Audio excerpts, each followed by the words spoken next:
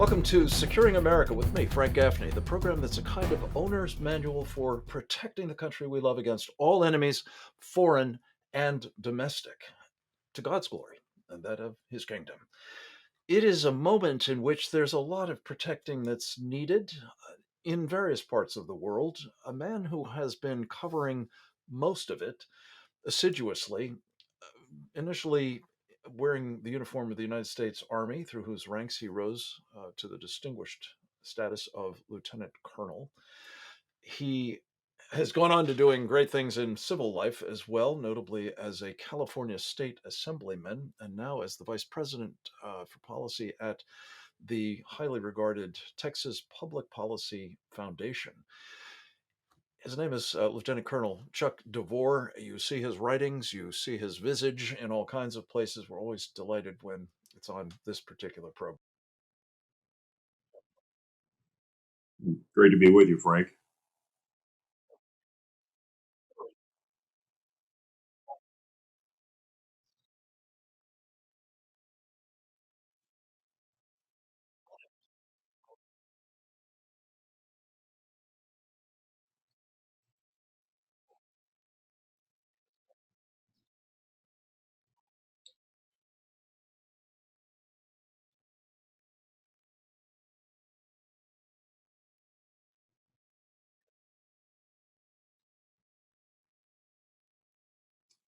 Right. Well, Frank, I think what we're seeing is a continuation of a trend.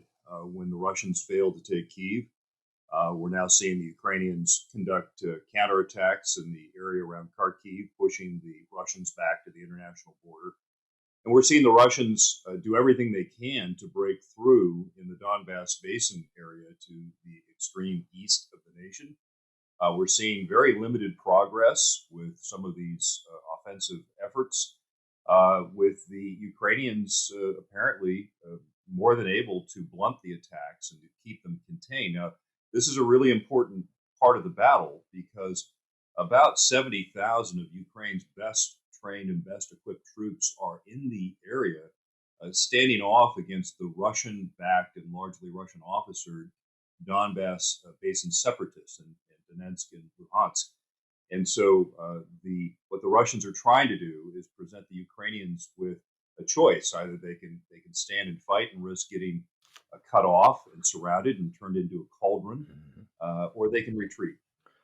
And what you're seeing right now is the Russians are just not able to develop the sort of forward momentum to really seriously threaten the Ukrainian forces. This is somewhat stunning, I think it's fair to say, because they have such huge numbers. They have huge inventory of weapons to draw upon, notably aviation assets. Um, that would have presumably, along with ballistic missiles, cruise missiles, hypersonic missiles, Right.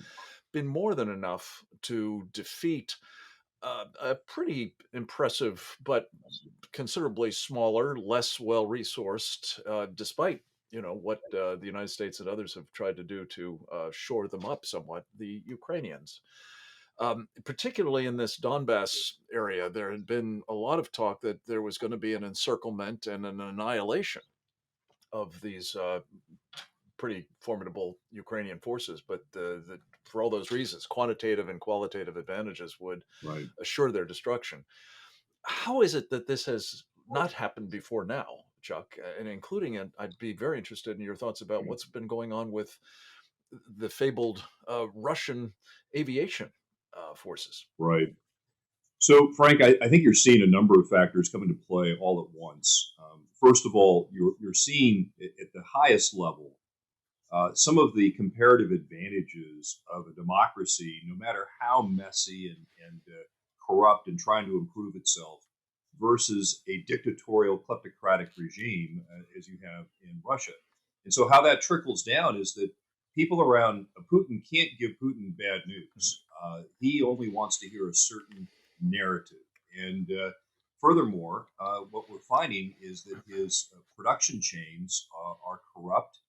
They're not able to produce the equipment in the numbers or the quality that they are supposed to be manufactured in.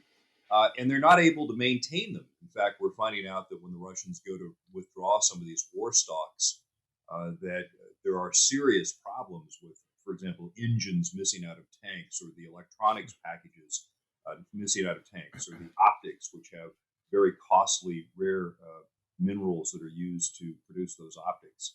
And so, what we're seeing are the weaknesses of this system that has enriched the oligarchs around Putin, and of course Putin himself, who's rumored to be, in fact, the wealthiest man in the world, even beyond Elon Musk, all from the Astonishing. ill-gotten gain Mm. of the sweat of Russian workers.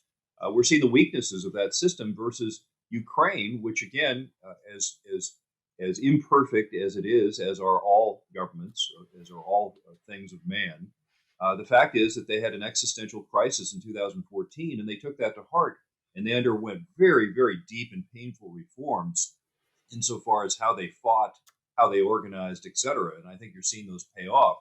And so when it comes to the battle, what you're finding now is that as the Russians have pulled out those broken battalion tactical groups out of the Battle of Kiev and now Kharkiv, what they've done is they've consolidated these units to create new battalion tactical groups, largely composed of the defeated remnants of Russians who retreated north of Kiev. And so they have a huge morale problem. And insofar as Russian aviation, again, I think you have a problem with maintenance. But then you also have the issue of they've never gained full air superiority, partially due to very good use of tactics by the Ukrainians to switch around their aircraft from airfield to airfield, and also due to the increasing numbers of Western provided anti aircraft missile systems that make it very difficult for the Russians to operate in the theater of Mm. operations. So, all of these things together, and what you're seeing is absolutely remarkable, as you hinted at, which is that you have a nation in Russia that's considerably larger, that on paper has a lot more troops and equipment, that has been fought to a bloody standstill by its much smaller neighbor. Yeah. And the battle continues. I don't think we want to write the epitaph on Putin's efforts here just yet.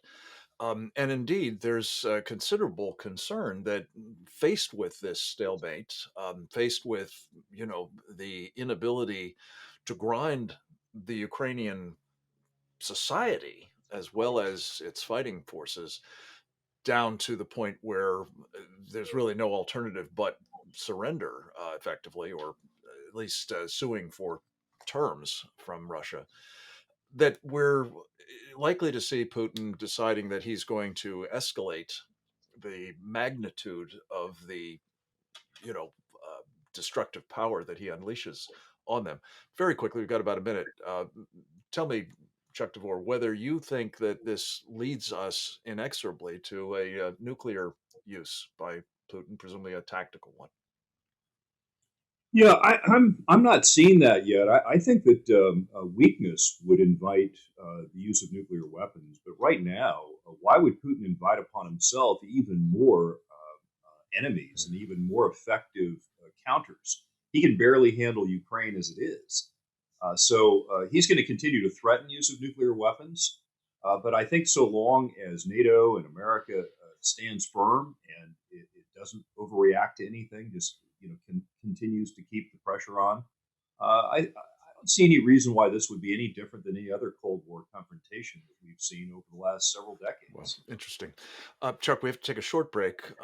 When we come back, I want to ask you about, speaking of the Cold War, the prospect now impending, it seems, of not one but two nations who tried to sit it out during the Cold War, stay neutral because of, among other things, their proximity to the then Soviet Union, Finland and Sweden, seeking to do exactly what Vladimir Putin says he was determined to try to undo with respect to Ukraine, namely its increasing alignment with the West. Will they go into NATO, and what will his response to that be? That and more with Chuck Devore right after this.